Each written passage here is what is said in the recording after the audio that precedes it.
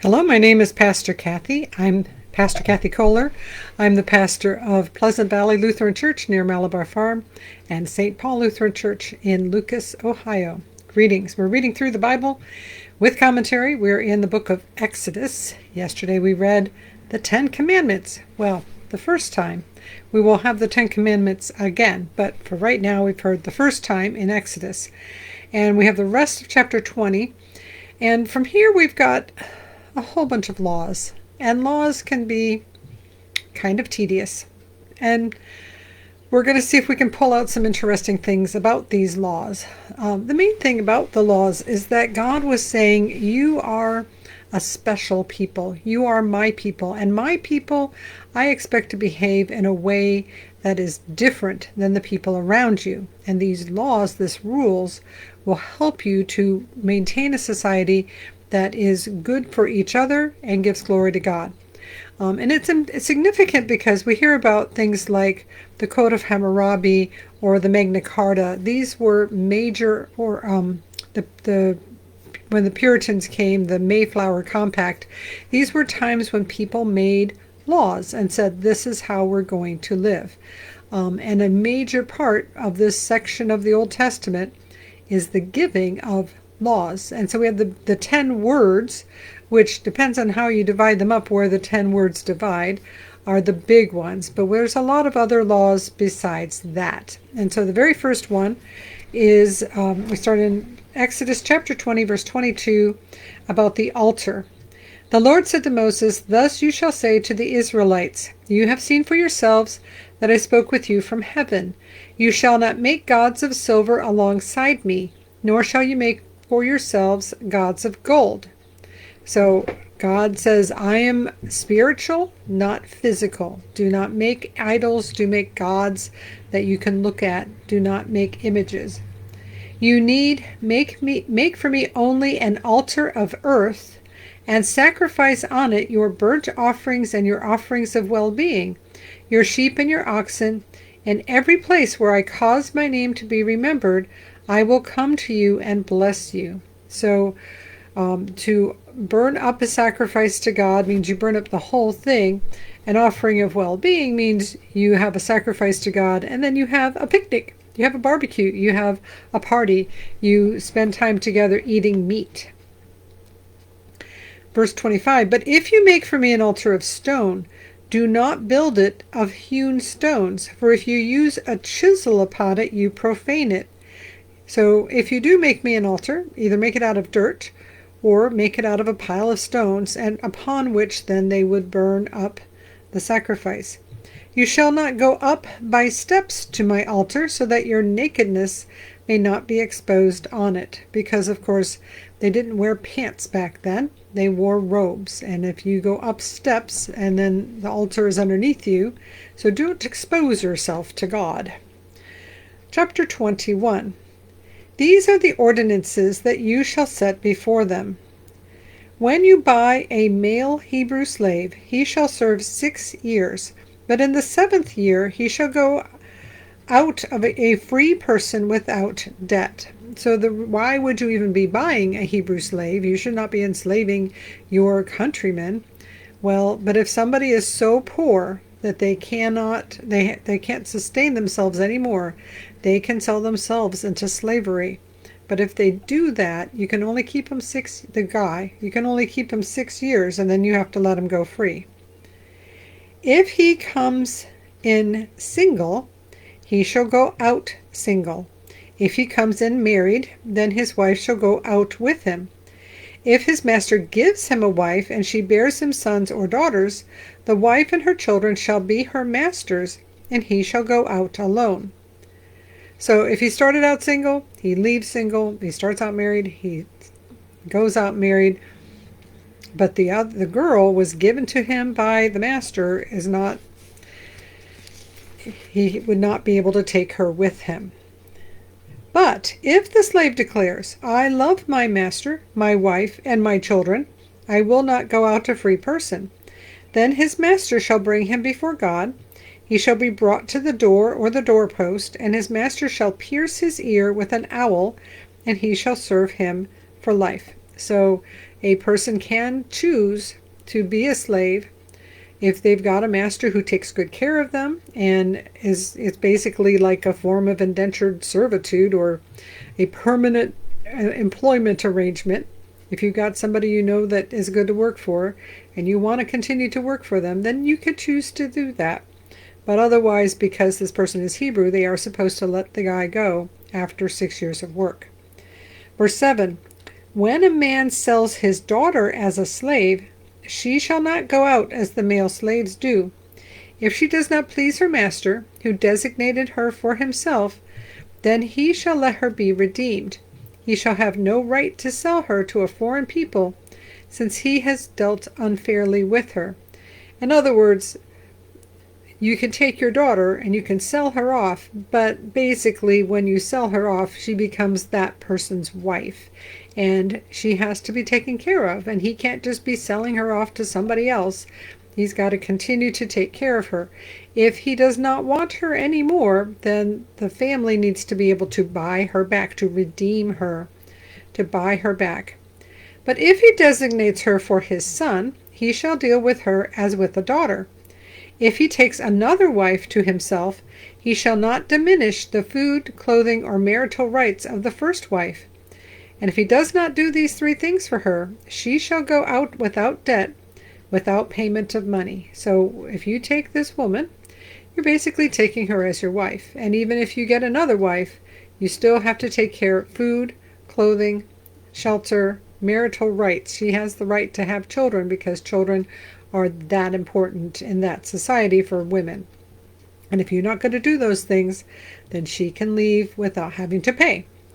So the key thing here, not that slavery is good, because obviously slavery is not good, but if there's going to be slavery, then you need to have certain things that protect the girls, protect the slaves. The slavery is not indefinite for the men, and for the women, it's indefinite, but they have rights that you have to provide for them. And if you're not going to provide for them, then they're allowed to leave. They're allowed to be redeemed back. Verse 12, whoever strikes a person mortally shall be put to death. In other words, death penalty. If it was not premeditated, but came about by an act of God, then I will appoint for you a place to which the killer may flee. But if someone willfully attacks and kills another by treachery, you shall take the killer from my altar for execution. Whoever strikes father or mother shall be put to death. Whoever kidnaps a person, whether that person has been sold or still held in possession, he shall be put to death. Whoever curses father or mother shall be put to death. So all of these are capital punishment crimes. When individuals quarrel and one strikes the other with a stone or fist, so that the injured party, though not dead, is confined to bed, but recovers and walks around outside with the help of a staff, then the assailant shall be free of liability, except for the pay for the loss of time and to arrange for a full recovery. So if you didn't kill them, you do not get killed. 20. When a slave owner strikes a male or female slave with a rod and the slave dies immediately, the owner shall be punished. So even though you own the slave, you can't just kill your slave, and if you do, you're going to get punished. But if the slave survives a day or 2, there's no punishment, for the slave is the owner's property. Okay, well, you can still mistreat your slave awfully terribly, but you can't kill them. Verse 22, when people who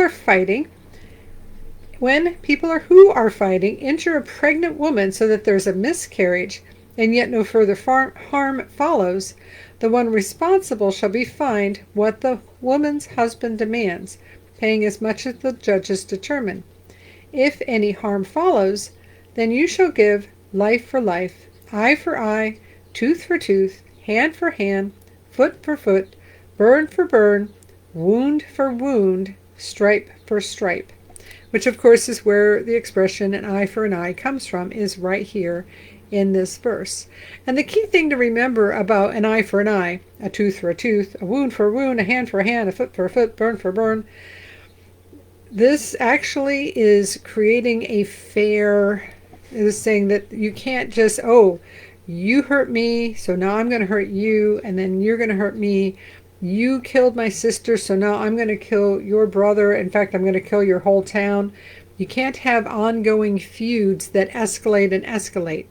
It needs to be even and fair. And that actually was kind of a big deal, that the law set out to say we want to do what's fair. We're not going to escalate. We're not going to create a feud. We're not going to have this keep going. If they hurt this much, they get punished that much, and that's it. You can't go more. Verse 27. If the owner knocks out a tooth of a male or female slave, the slave shall be let go, a free person, to compensate for the tooth. So again, the owner can hurt their slave an awful lot, but they can't kill them. They get punished. And they can't take out their tooth, because then they can go free. Verse 28. When an ox gores a man or a woman to death, the ox shall be stoned, and its flesh shall not be eaten, but the owner of the ox shall not be liable.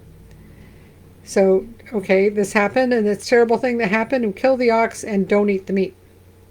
If the ox has been accustomed to gore in the past, and its owner has been warned but not restrained it, and it kills a man or a woman, the ox shall be stoned, and its owner also shall be put to death. So accidents happen, no big deal. But if you know that the ox has a tendency to do that, then now you're liable, and now you too are put to death along with the ox. If a ransom is imposed on the owner, then the owner shall pay whatever is imposed for the redemption of the victim's life. If it gores a boy or a girl, the owner shall be dealt with according to the same rule. If the ox gores a male or female slave, the owner shall pay the slave owner 30 shekels of silver, and the ox shall be stoned. So you've destroyed property, you've hurt the slave, you've killed the slave. The owner of the slave gets compensated. Either way, the ox gets killed. Verse 33. If someone leaves a pit open, or digs a pit and does not cover it, and an ox or a donkey falls into it, the owner of the pit shall make restitution, giving money to its owner, but keeping the dead animal. So, your animal fell into my pit, I owe you, but I get to keep the dead animal. Verse 35. If someone's ox hurts the ox of another, so that it dies, then they shall sell the live ox and divide the price of it, and the dead animal they shall also divide. Because, of course, a dead animal is meat, and it's worth a lot of money, or at least it's worth a lot of meals. But if it was known that the ox was accustomed to gore in the past, and its owner has not restrained it, the owner shall restore ox for ox, but keep the dead animal. So I was hoping to read a little further. Let's see, 13. Because now we're up to chapter 22 with laws of restitution, which are along the same idea. So I might zip through this part a little bit quicker. But the same idea, if you have caused someone to lose something, you owe them and you have to make restitution. It's pretty simple, really. When someone steals an ox or a sheep, and slaughters it or sells it, the thief shall pay 5 oxen for an ox, and 4 sheep for a sheep. The thief shall make restitution, but if unable to do so, shall be sold for the theft. So if you steal somebody's ox, you have to pay them back 5 times, and 4 sheep for a sheep. And if you can't, then you get to be sold into slavery. When the animal, whether an ox or donkey or sheep, is found alive in the thief's possession, the thief shall pay double. If a thief is found breaking in and is beaten to death, no blood guilt is incurred. But if it happens after sunrise, blood guilt is incurred. So you're allowed to defend your house if somebody breaks in, and if you happen to kill them, oh well, they shouldn't have broken in. But after sunrise, now you're guilty of killing somebody. Verse 5. When someone causes a field or vineyard to be grazed over, or lets livestock loose to graze in someone else's field, restitution shall be made from the best in the owner's field or vineyard. When fire breaks out and catches in thorns, so that the stacked grain or the standing grain or the field is consumed, the one who started the field shall make full restitution. When someone delivers a neighbor money or goods for safekeeping and they're stolen from the neighbor's house, then the thief is caught, shall pay double. If the thief is not caught, the owner of the house shall be brought before God to determine whether or not the owner had laid hands on the neighbor's goods. I'm not sure how they determine that, possibly by throwing lots. But somehow they bring him before God to figure out whether the person that they were left with is guilty or not. Verse 9, in any case of disputed ownership involving ox, donkey, sheep, clothing, or any other loss, of which one party says, this is mine, the case of both parties shall come before God. The one whom God condemns shall pay double to the other. When someone delivers to another a donkey, ox, sheep, or any other animal for safekeeping, and it dies or is injured or is carried off without anyone seeing it, an oath before the Lord shall decide between the two of them that the one has not laid hands on the property of the other. The owner shall accept the oath and no restitution shall be made. So if somebody agrees to watch after something and something happens, if they can stand before God and make an oath that it wasn't their fault, somebody else came and stole it, or somehow it was an accident, the owner has to accept that. But if it was stolen, restitution shall be made to its owner. If it was mangled by beasts, let it be brought as evidence. Restitution shall not be made for the mangled remains. When someone borrows an animal from another and it is injured or dies, the owner not being present, the full restitution shall be made. If the owner was present, there shall be no restitution.